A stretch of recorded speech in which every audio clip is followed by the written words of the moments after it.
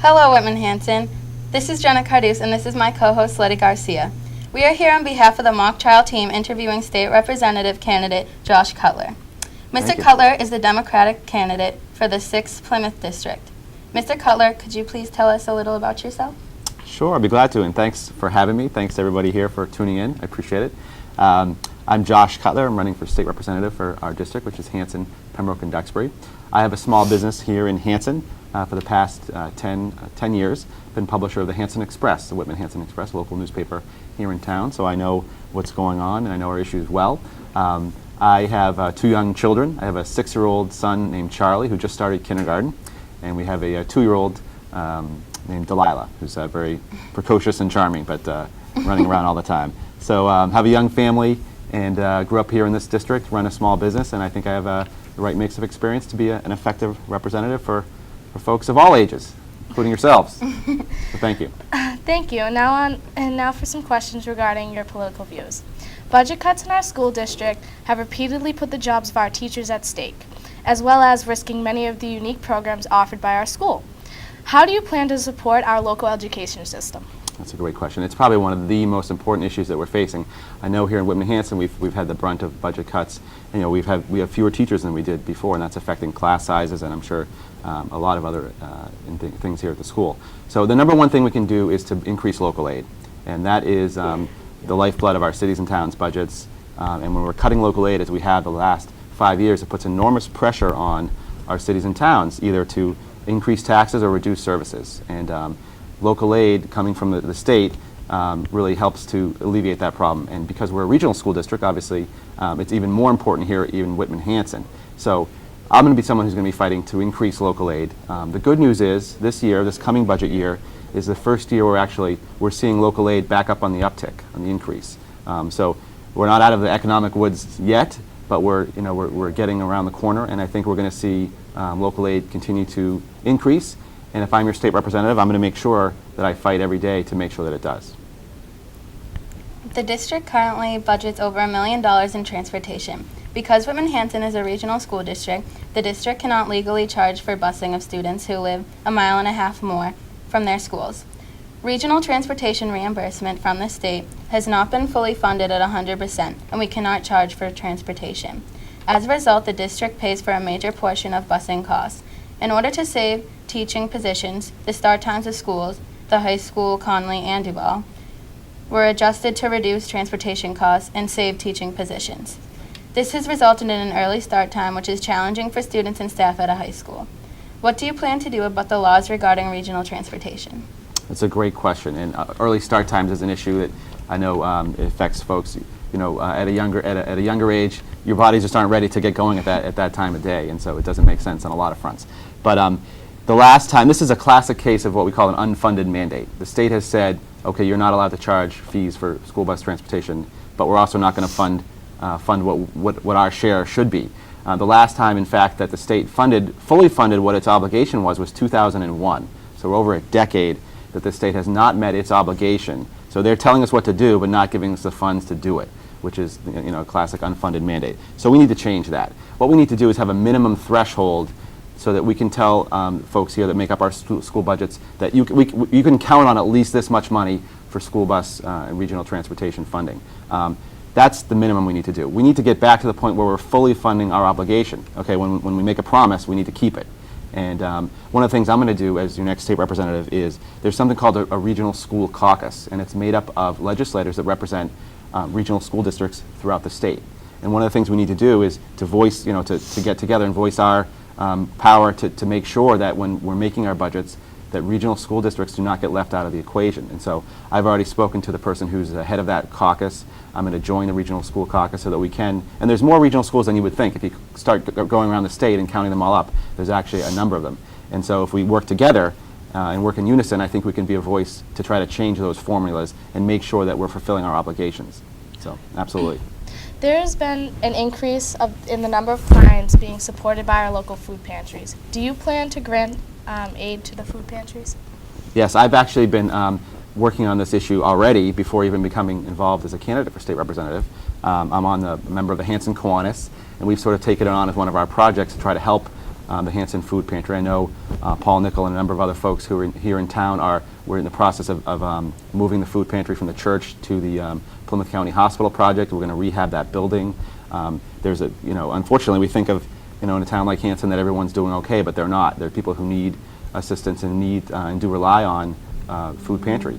And it's the case in all of our communities. I see it in Duxbury and in Pembroke and in Hanson. All three towns have food pantries. So absolutely yes, no, unquestionably I've already made donations. I've already given my sweat equity, and I will certainly be someone who will continue to do that. And I think it's important to note that I've been out front on doing that even before I was running for office. I think sometimes folks during an election year you tend to see them around a little bit more, and then they don't show up after the election. But I've been someone who's been walking the walk and talking the talk for a long time.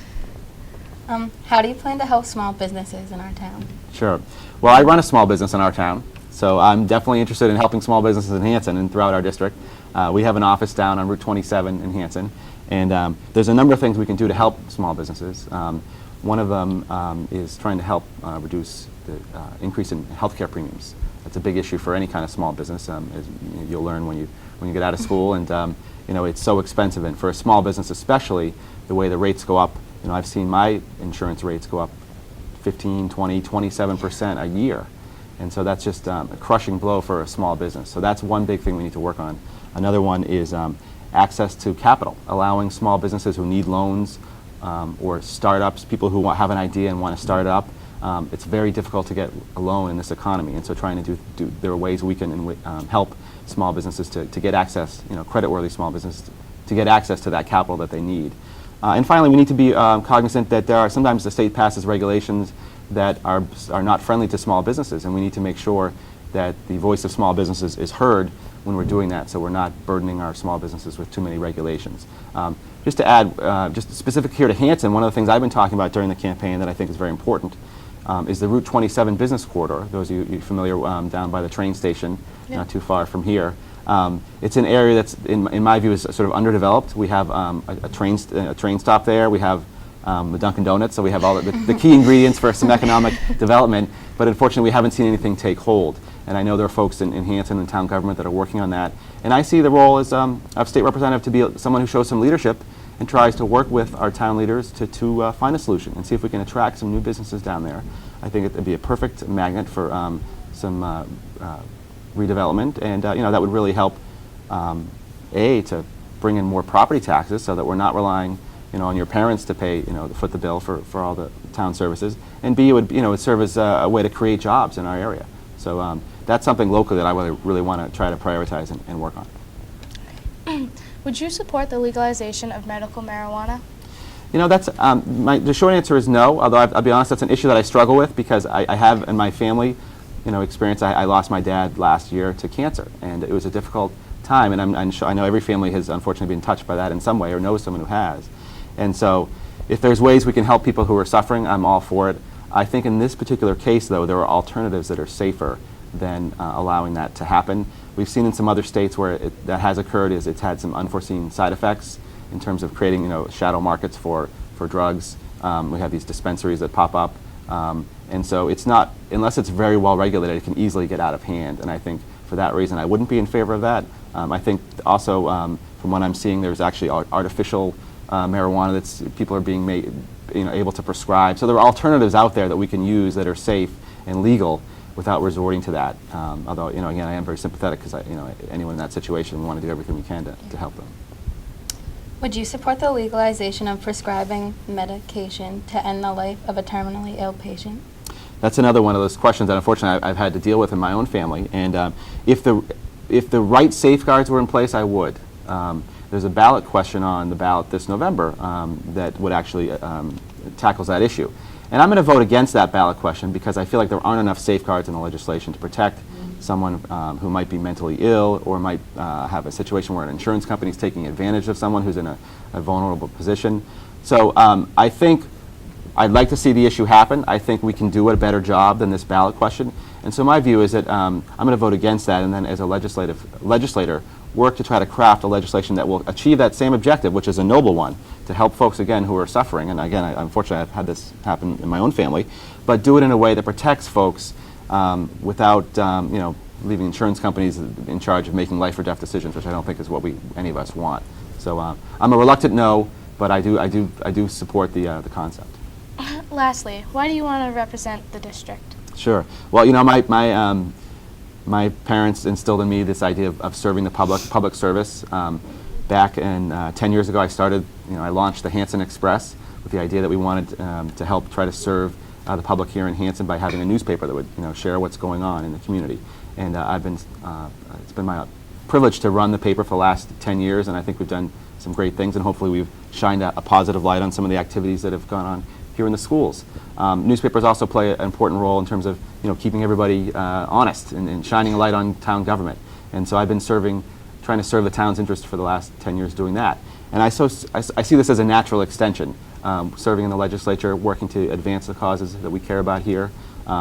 I want to put my small business experience to use to help create new jobs and fight for our schools and make sure that that my kids and your kids and you, well, not your kids yet, but you guys and your parents, we continue to live in an area that that has a great quality of life, and that's what's great about living here on the South Shore. So I'm really excited and passionate about doing the job, and I've knocked on lots of doors. Hopefully, I've knocked on some of your folks' doors, and I've gotten to know me, and I have the right experience, and I'm certainly very much. My heart is in this job, and I look forward to earning everyone's support. So. Thank you for coming in. Well, thank you. You guys did a great job. I know you're all a little nervous here to go on, but that was easy, right? Yeah. Yeah, this was terrific. So again, thank you all. Thanks all for tuning in. I appreciate it. If you want to learn more, my website is joshcutler.com, or if you can find me on Facebook as well, or on any other Twitter, social media, Pinterest. I'm on them all. So, thanks very much. That's all we have for today, Whitman-Hanson.